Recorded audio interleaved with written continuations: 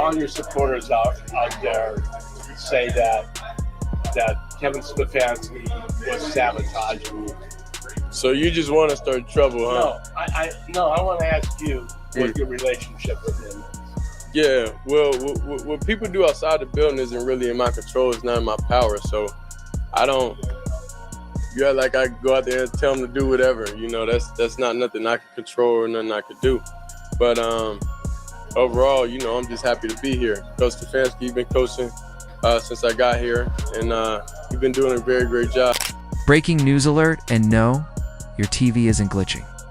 Shedeur Sanders just dropped the most brutally honest truth bomb about Kevin Stefanski and the Browns season. And fans are losing their minds. If you thought the Browns' year was wild already, wait until you hear what Shedeur really thinks.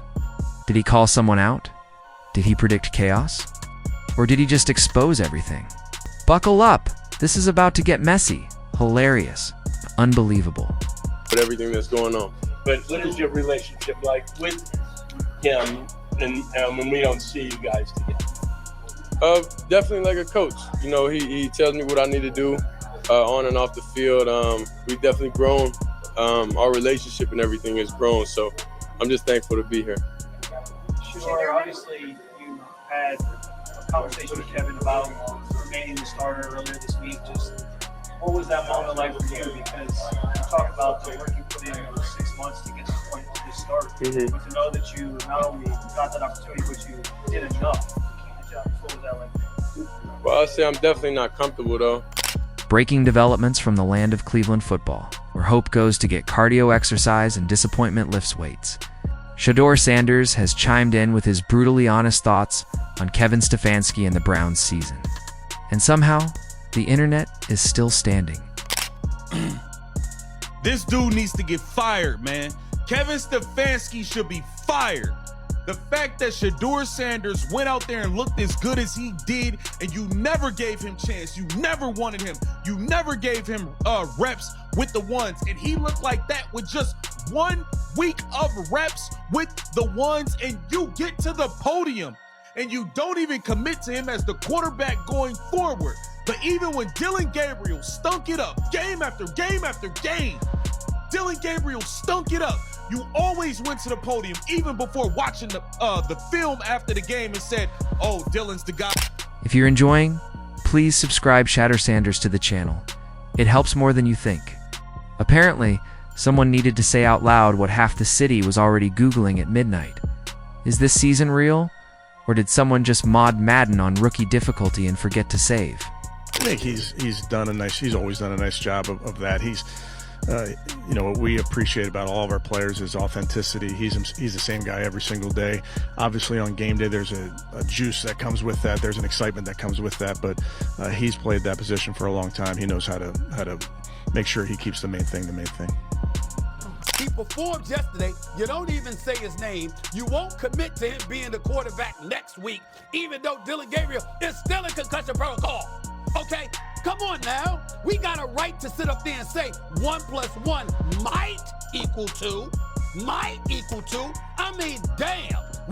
According to Shedeur, the Browns season feels like watching an action movie where the hero wins the first fight, then immediately trips over his own shoelaces and spends the next hour trying to convince everyone that falling was part of the plan. And somehow, in the most Cleveland way possible, the fans still stand there like we got this. Not because there's evidence, simply because suffering builds loyalty like nothing else. Let's talk about the Browns. Kevin Stefanski why do you do that? Why do you just come out and say, hey, this is cool? I'm out. I'll tell you why. Why don't you just say this? Is this first rookie since when to win? 1995 to win their debut for the Browns. And I know he didn't go for 300, whatever. And stats are that we're trying to find. You know, it's hard to find all that, but still, at quarterback, the position, the vibe to win a game like that, especially for Cleveland. Now, granted, he's saying a lot of things that people are like, relax. Okay, you need to relax. But that's not Shedeur. Like, that is not what Shedeur is, which could be exactly what Cleveland Browns need, which is actually what he said in his pregame interview before his first start. As for Kevin Stefanski, Shedeur didn't pull punches. Not literally, that would be illegal, although it would have made great television. But the message was clear enough. You can't coach a season like you're afraid someone might unplug the controller. There's confidence, And then there's the Browns' version of confidence, like saying, "Don't worry, we've practiced this right before driving a car into a lake." To hear Shedeur tell it, watching this Browns season is like ordering a burger from a 5-star restaurant and being served a paper plate with instructions to imagine the flavor. It's all there. The names, the hype, the roster, and then the actual football happens, and the stadium reacts like someone just sneezed during a wedding ceremony. Everyone tries to play it off calmly, but inside, chaos is sprinting laps wearing clown shoes. Still, the Browns do what the Browns do best: present emotional roller coasters that should come with medical warnings. Shedeur's assessment of the season rests somewhere between huh? And really? He basically pointed out that every big decision Stefanski makes feels like it was selected from a wheel labeled maybe. Fourth and short, go for it like you're reenacting a Viking saga. Third and manageable, call something that confuses even the offensive line. Field goal range? Theft. Why settle for points when Hollywood needs plot twists? That's first and foremost, that I have another opportunity to go out there. But in life, you gotta understand how quickly things come or how long it comes. It could be taken at any point in time. So I'm never comfortable in a situation I'm in. I always want to exceed expectations and I always want to grow. You know, in each and every week, I would want to put a better product of myself, be a better version of myself for the team to be out there. And let's be fair, Stefanski has accidentally created must-watch television. The Browns have turned the simple act of having a lead into a cinematic thriller. Some teams make dominating look easy. Cleveland makes hanging on look like scaling a cliff using cheese graters. It's exhausting, chaotic, and undeniably entertaining in that I shouldn't laugh, but I can't stop way. Shedeur didn't say, Stefanski doesn't know what he's doing. No, that would be too kind. He implied something even funnier, that Stefanski knows exactly what he's doing and just prefers to stress test his fan base's cardiovascular health. Why win comfortably when you can turn the last 2 minutes of every game into a survival documentary? But the real comedic masterpiece isn't Stefanski. It's the Browns fan base insisting they're calm. Shedeur's brutal honesty didn't stop at coaching decisions either. He pointed out that on-field energy goes from "we're winning the Super Bowl" to "wait, who am I and why am I here" with the speed of a light switch. Some quarters look like poetry. Others look like 11 people playing a different sport and hoping it sinks eventually. If there were awards for inconsistency, Cleveland would need a trophy wing the size of a college library. To Shedeur, you don't want him starting no matter what. This is crazy, man. We got to listen to what this clown of a coach had to say about Shedeur Sanders as he wants to go back to Dillon Gabriel as being the starting quarterback of the Cleveland Browns. It's a clown show. So hold on. A guy making his first start. A guy that you didn't really want to start. A guy that you didn't even want in your organization. Right. And that's all he gets. Great job. Well, he don't get no game ball? Nah, he don't get no game ball, huh? That wasn't his pick. That's not what they want. They don't want him to succeed. You know that. Ain't no disrespect. The owner told you to himself. Even the head coach's guy is Dillon Gabriel. We all understand that. Listen, didn't Shedeur make history tonight? Yes. First Browns quarterback as a rookie to start and win after what? Since what? 17. I mean, you got to think about Ocho. They've had. His best observation might have been about ambition. Apparently, the Browns think every game must have a dramatic narrative arc. No simple wins allowed. If you can't wrap up a victory without giving fans nervous sweats, what are you even doing? It's not a game, it's an emotional boot camp. Survive the season, and you should earn a certificate. Maybe even therapy coupons. The fan reactions to Shedeur have been predictable and spectacular. Some completely agreed, calling it a necessary wake-up call. Others got defensive faster than a squirrel protecting its last acorn. Deep down, he must know the truth. If the Browns ever had an easy, normal, steady season, the universe might collapse. Logic would melt. Time would stop. Clevelanders simply aren't built for convenience. The most dangerous part of all of this? Shedeur has fans thinking. They're starting to ask uncomfortable questions like, do we have talent or just plot development? And worse, are we addicted to suffering? It's only a matter of time until someone releases a documentary announcing that Browns football qualifies as adrenaline-based. It's entertainment therapy. What my Cleveland Browns fans? What's up, man? Y'all tap in. Talk to me. What's up with y'all, coach? Man, I am watching the Cleveland Browns head coach Kevin Stefanski answer questions after the Browns win over the Raiders in Shedeur Sanders' first start.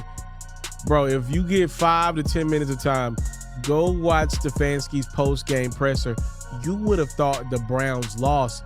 This coach seems miserable. Now, I do know his demeanor is a lot colder naturally, but I've heard Stefanski talk happily about other players. Because once you start questioning the Browns, the floodgates open. Suddenly, you're reconsidering every fourth quarter flashback you've suppressed. You're remembering that moment you punched a couch cushion like it owed you money. You're remembering Googling, is stress sweat supposed to smell like battery acid? After watching a 2-score lead evaporate in 4 minutes, and now Shedeur has the entire city revisiting these memories like it's a therapy session they didn't agree to attend. The real plot twist isn't that Shedeur told the truth, it's that he said the part everyone else pretends not to see. Cleveland football is like having a gym membership you can't cancel. He brings the same exercise routine every session, just mixes up the order. And somehow you still come back hoping he discovered a magic play that makes everything simple. But mystery drama is part of the brand now. If the Browns ever win without scaring their fans half to death, it'll probably be ruled as a statistical error. Even the halftime interviews feel like plot trailers. Other teams say things like, "We need to execute and communicate," Cleveland says. "We need to stop being whatever we're currently being." The guy got no snaps with the guys that he played with today until Wednesday of last week. Yeah. And he does that on the road in a hostile environment. And all you got for him is that. Yeah, I mean, that's what it is. And one thing about it, listen, you have to understand, coaches have egos too. The owner has an ego too. The owner and the coach, not in cahoots, but they both wanted their quarterback. They got their quarterback in the 3rd round. Things happen, things didn't work out. Dylan Gabriel's. And you never know what the second half will be. Will they collapse? Will they pull off a miracle? Will someone throw an interception so confusing that quantum physicists open a research grant? Every scenario is viable. Of course, people online rushed to interpret Shedeur's honesty like it was scripture. Some turned it into hope. Some turned it into despair. A few turned it into conspiracy theories involving linebackers, numerology, Mercury retrograde, and a cursed stadium seat in Section 112. At this point, the only thing Browns fans won't consider is the possibility that chaos is just the organizational personality, the deeper meaning behind a play call that had 3 receivers blocking air. Meanwhile, Shedeur stands there like someone holding a glass of water telling everyone that maybe, just maybe, the fire is real. Players aren't safe from his honesty either. He basically accused some of them of having energy that fluctuates like gas prices. One week, unstoppable forces of nature. Next week, background actors in a football documentary who look like they got the script 15 minutes before kickoff. The fan base, like clockwork, blames coaching when players mess up and blames players when coaching messes up. Symmetry is important. After all, and make it easy on yourself. Give the kids some love. Hey, Shedeur, you're a guy going forward. The rest of the team can rally around that. Those guys in that locker room, they'll sniff that out. Myles Garrett saying, like, this kid went out, made those throws. We dominated on defense. We got some juice, and you're not going to commit to him? He did commit to him because he's named the starter for this weekend. Do you think Shedeur is going to be the franchise quarterback for the Browns? I don't think Stefanski committed. Right. I think Jimmy Haslam called Stefanski said, "I'm sorry, no." Put that out there right now. Right, Jimmy Haslam knows they are back in business. They have found their... And through all of this, Cleveland keeps selling hope like it's a seasonal product. This is our year is less a prediction and more a mantra, an emotional shield against reality. Every offseason is treated like a motivational podcast episode. New signings, new speeches, new hype videos, new reason to forget everything you swore you'd never forget. It's an annual ritual involving optimism, denial, and preseason predictions written entirely in wishful thinking. Meanwhile, Shedeur has the audacity to evaluate things like a rational human being because deep down, fans know he's not just being dramatic, he might be right. What if the Browns aren't unlucky, cursed, or misunderstood? What if they're just wildly dramatic on purpose? What if chaos isn't a glitch but the feature? And what if Stefanski is standing somewhere right now nodding like a scientist who just achieved his life's mission, turning football into raging emotional cinema? You can see the panic forming. If they accept that the season is messy by design, they'll have to admit they enjoy it. I came out Monday and I said Shedeur's got to start the rest of the season. I can tell that you feel that same way, but there is the part of me in the back of my brain, like how much are they weighting this game against the 49ers? Like I really hope that Stefanski's got it in his head. This is Shedeur for the rest of the season, but there's a part of me that is nervous about the idea that he goes in against the 49ers.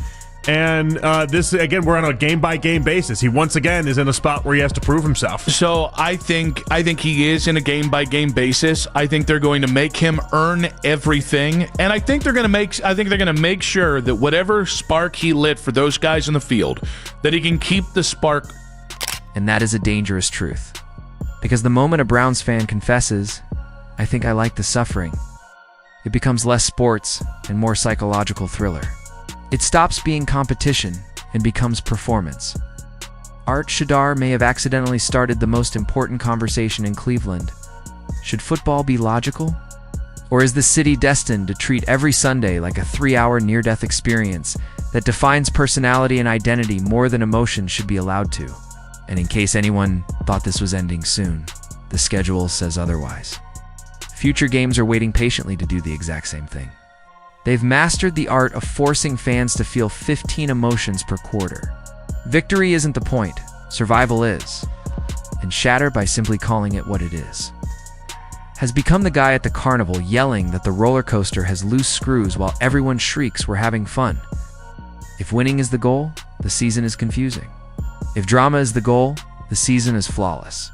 Every week is a sequel that shouldn't be better than the last one, but somehow is. The scriptwriters working behind the scenes, whether human or cosmic, deserve awards for pacing, suspense, and character development.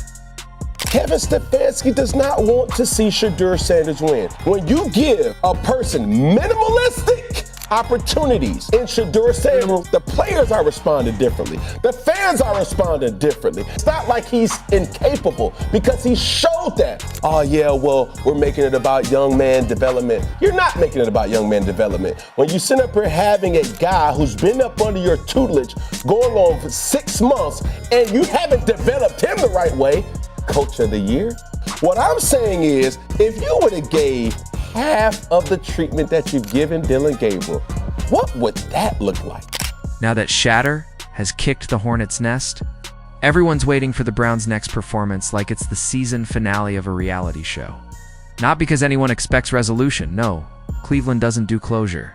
People just want to see whether Stefanski will call a play so audacious that historians will have to invent a new category for it. At this point, bold coaching decision has turned into a mythological creature.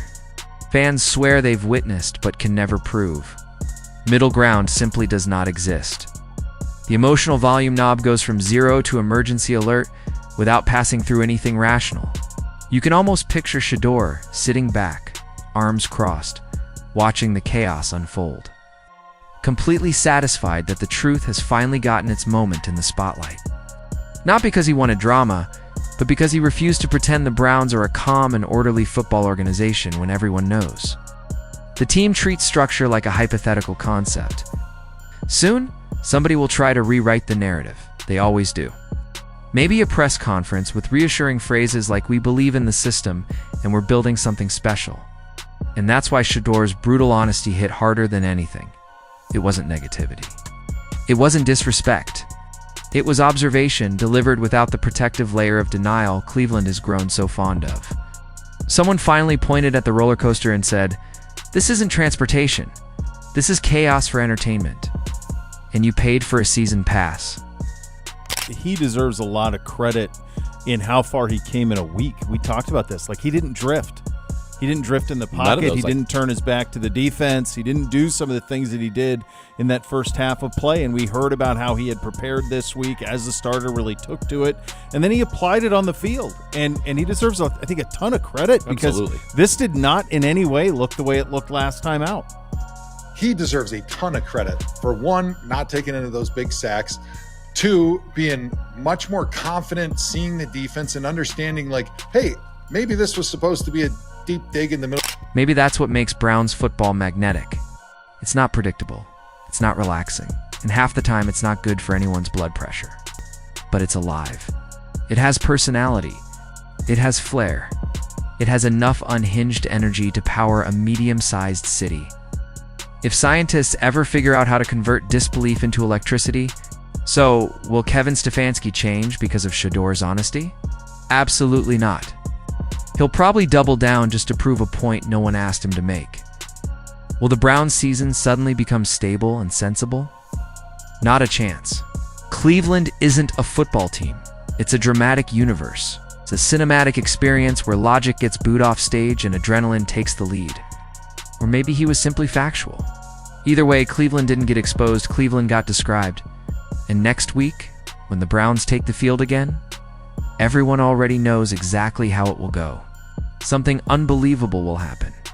And the fans, the same fans who swear they're done, will be sitting right there, popcorn in one hand, hope in the other, ready to scream at the television like it can hear them.